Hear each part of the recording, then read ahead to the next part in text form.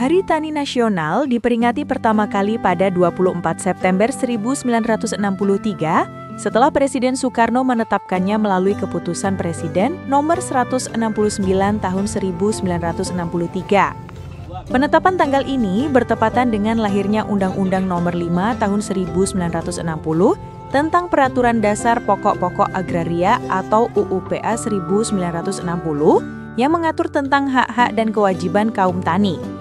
UU-PA menjadi tonggak sejarah dalam upaya mewujudkan reforma agraria di Indonesia.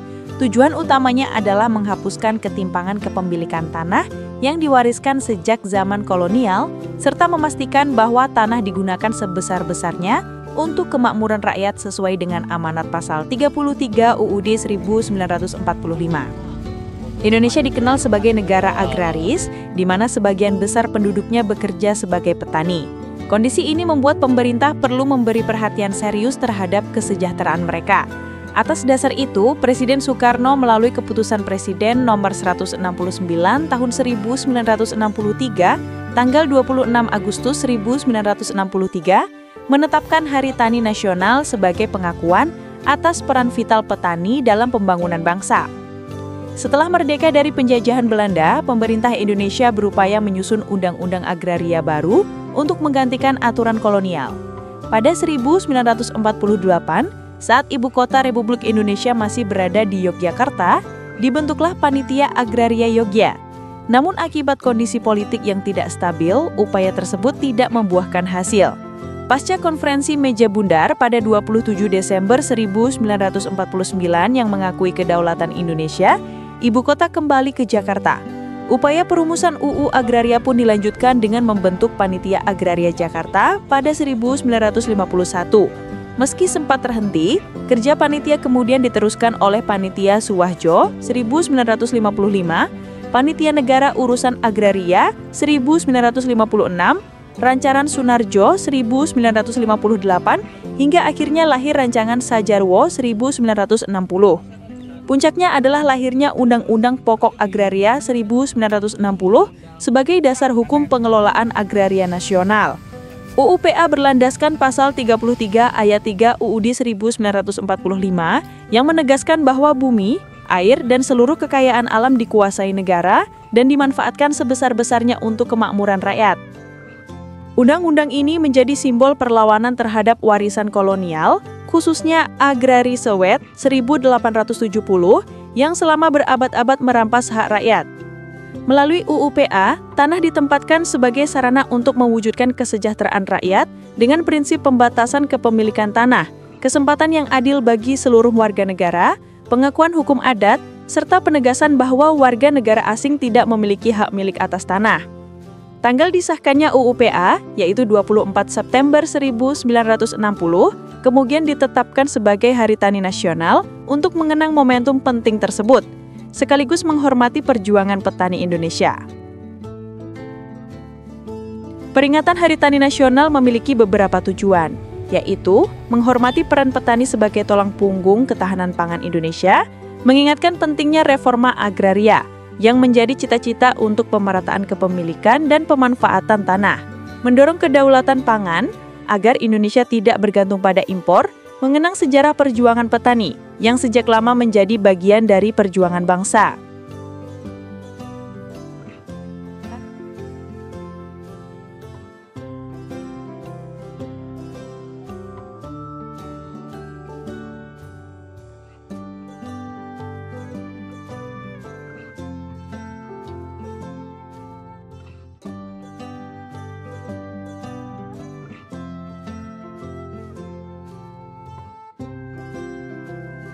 Hari Tani Nasional tidak hanya sekedar mengenang peristiwa sejarah, tetapi juga menjadi pengingat bahwa sektor pertanian merupakan fondasi penting dalam perekonomian Indonesia.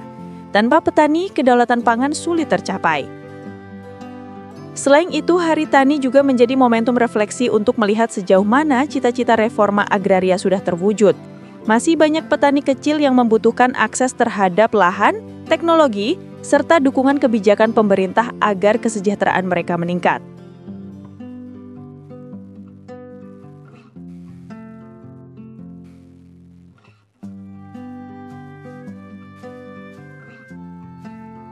Sebelumnya, Indonesia berada di bawah hukum agraria warisan Belanda, Agrari Sewet, 1870, yang timpang dan hanya menguntungkan segelintir elit. Sejak 1948, berbagai panitia dibentuk untuk merancang hukum agraria baru, seperti Panitia Agraria Yogya 1948 dan Panitia Sumahjo 1955. Proses ini memakan waktu 10 tahun dan melibatkan berbagai rancangan hingga akhirnya disetujui dan disahkan. Menyatukan dan menyederhanakan hukum pertanahan, memberikan kepastian hukum hak atas tanah bagi seluruh rakyat, melaksanakan amanat pasal 33 ayat 3 UUD 1945 tentang penguasaan dan pemanfaatan kekayaan alam sebesar-besarnya untuk kemakmuran rakyat. Lestari alamku, lestari desaku, di mana Tuhanku menitipkan aku, nyanyi bocah-bocah di kala purnama, nyanyikan pujaan untuk Nusa. Damai saudaraku, suburlah bumiku, ku ingat ibuku dongengkan cerita kisah tentang jaya Nusantara lama, tentram Kartaraja di sana.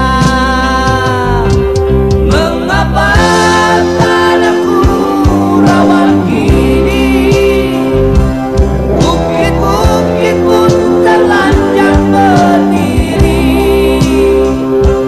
pohon dan rumput enggan bersemi kembali, burung-burung pun malu bernyanyi.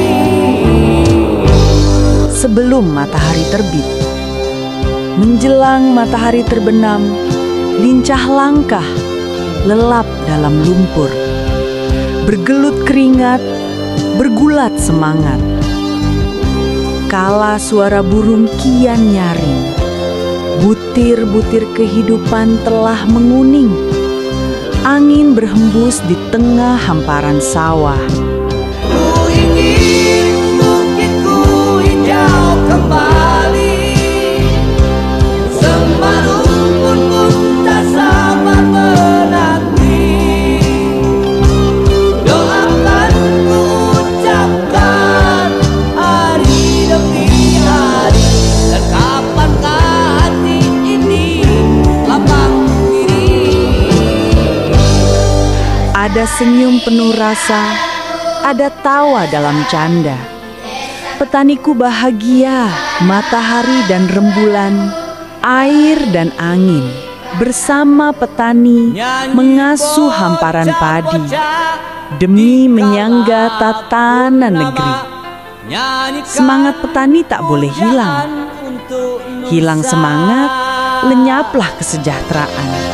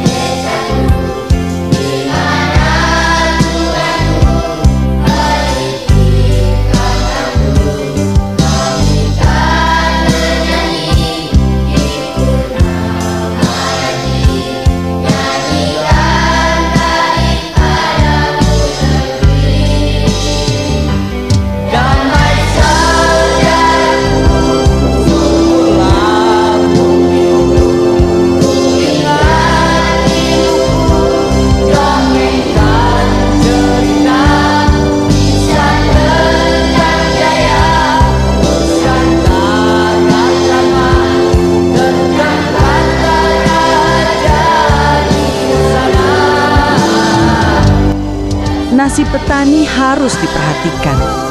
Hilang perhatian, hancurlah pangan. Petani mengolah sawah demi anak-anak bisa sekolah. Petani ikhlas berpakaian kotor demi pangan orang-orang kantor. Petani rela bergelut dalam semak Tanah petani janganlah lagi dirusak. Biarkan petani bekerja dalam cinta, mengolah lahan demi anak bangsa. Negeri ini wajib peduli, karena petani penyangga tatanan negeri.